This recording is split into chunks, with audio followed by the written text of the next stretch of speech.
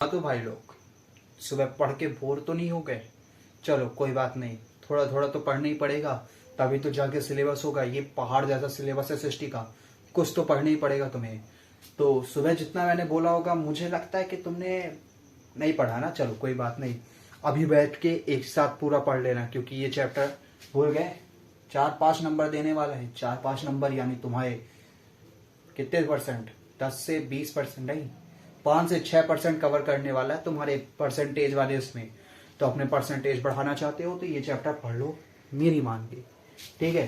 तो अभी हम क्या पढ़ने वाले हैं? सुबह हमने पढ़ा के छोड़ा था तुम्हें ग्लोबलाइजेशन के बारे में, और अब हम बताने वाले हैं जो फैक्टर्स है जो ग्लोबलाइजेशन को इम्पैक्ट करते हैं। यानी क्वेश्चन हमारे पेपर में बोर्ड के आने वाला है, what is globalisation and explain the factor which affect the globalisation, या फिर विच इनेबल ग्लोबलाइजेशन। और इसके आंसर के लिए तुम बहुत सी चीजें रटने वाले हो, मुझे पता है, लेकिन मेरी मानो तो बिल्कुल मत रटो। बैठ के जो मैं बोल रहा हूं उसके एक एक शब्द को सुनो, और पेपर में आंखें बंद करके याद करके, यानी जो मैं बोल रहा हूं वो तुम्हें याद ही रहने वाला है। ऐसा मुझे लगता है कि वो तुम्हें याद ही रहने वाला है। तो बस उसे लिख डालना और तुम्हारा काम हो जाने वाला है। मैं वैसी बातें बता ही रहा हूं, और बाकी जो पॉइंट्स वाली बातें हैं वो मैंने लिख ली है, चिंता की बात नहीं है, ठीक है। तो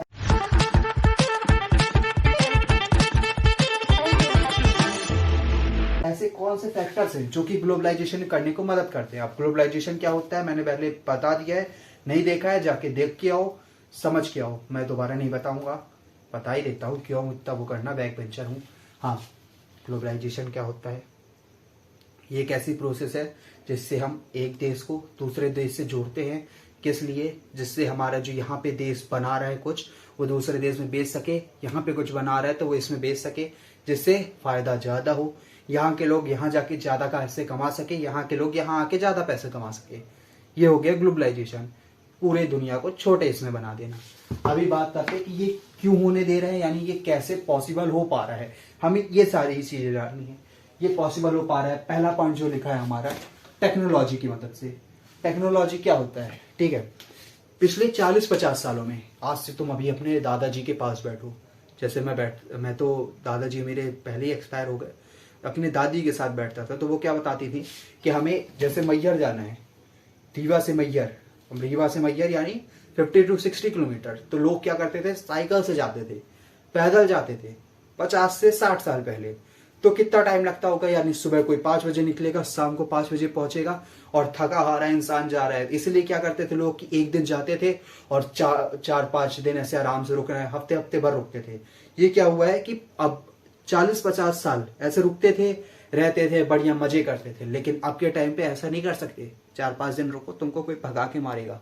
तो इसलिए क्या करते हैं लोग, सुबह बैठे, मुश्किल से 1 घंटे में पहुंच गए, वहां रुके, शाम को वापस आ गए घर अपने। ज्यादा दिन रुकने का वो सिस्टम खत्म हो गया है, ठीक है।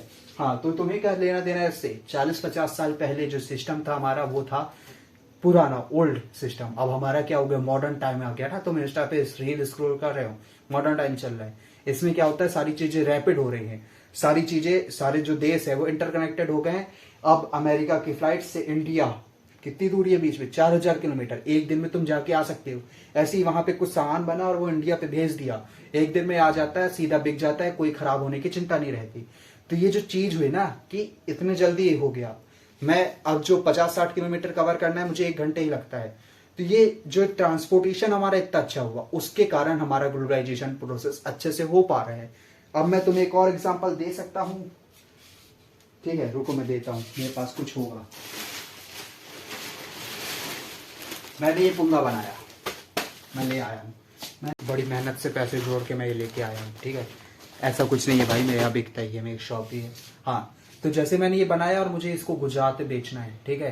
तो अब मुझे पुराने जमाने में क्या करना पड़ता था कि सामान वहां तक जाएगा, खराब हो जाएगा, इस सबकी चिंता करनी पड़ती थी। लेकिन अभी मुझे कोई चिंता नहीं है, मैं ट्रक को लोड कराऊंगा, सीधा बेचूंगा, 1 दिन में पहुंच जाएगा, 9 दिन बेचेंगे, 10 दिन में खराब होता है, 9 दिन उनका धंधा बढ़िया चलने वाला है, मुझे पैसा मिलेगा, ठीक है। तो ये सारी चीजें किससे पॉसिबल हो पा रही है? इसकी मदद से।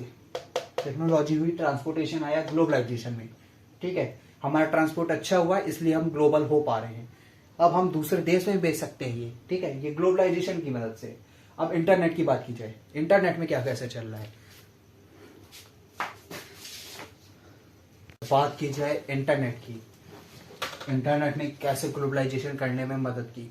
तो पिछले 40-50 साल पहले, जैसे मैंने ट्रांसपोर्ट का बताया, तो आज से 30 साल पहले जब इंटरनेट नाम की कोई चीज नहीं हुआ करती थी, तितलियां उड़ती थी नहीं, कबूतर उड़ते थे और तुम्हारी चिट्ठी लेके जाते थे नहीं, उतना जमाना नहीं था।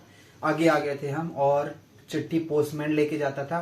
तुम्हें आज कुछ ऑर्डर मंगाना है, तुमने चिट्ठी लिखी दिल्ली में, रीवा से बैठ के, रीवा नहीं जानते हो यार तुम लोग, दिल्ली से बैठ के तुमने चिट्ठी लिखी, मुंबई को भेजनी है, 5 दिन तो आराम से मान के चलो टेलीग्राम से भेजोगे या फिर टेलीफोन लगाओगे पीसीओ में जाके। तो यार एक डिस्टेंस कवर करनी पड़ती थी तुम्हें, अपने जो ये चीजें ऑर्डर करनी है या फिर कुछ भी करना है, बातचीत अपनी करनी, कम्युनिकेशन करना है, उसके लिए तुम्हें वेट करना पड़ता था और एक ट्रैवल करना पड़ता था थोड़ा बहुत।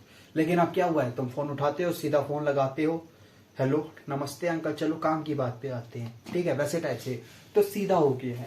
और इंटरनेट ने क्या किया है, इंटरनेट में तुमने ईमेल, यहाँ पे बैठ के, ये बैठे हो तुमने ईमेल भेज दिया सीधा अमेरिका, और यहाँ पे बैठे बंदे ने ईमेल देखा और तुम्हारी जो भी चीजें वो देख ली, तुम सीधा कॉल भी कर सकते हो, लेकिन उसके लिए तुम्हें थोड़ा सा अलग से बैलेंस डलवाना पड़ता है, और वो तुम नहीं डलवाओगे इसलिए तुम ईमेल ही करोगे। तो इसकी मदद से क्या होगा, ग्लोबलाइजेशन की जो प्रोसेस है, ये पूरी दुनिया को जोड़ के रखने की जो प्रोसेस है वो आसान हो गई।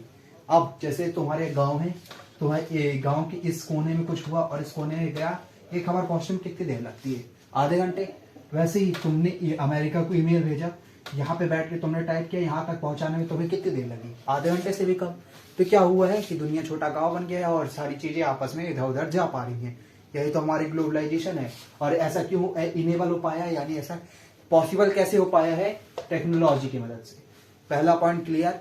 आज ही हम ये चैप्टर खत्म करना है, हम यहाँ पे वीडियो रोक सकते थे, लेकिन खत्म करने का हमने ठाना है। 5 नंबर तुमको दिलाने का सोचा है, पहले दिन जोश है तुम्हारे अंदर भी मेरे अंदर भी, हम ये चैप्टर निपटा के जाएंगे।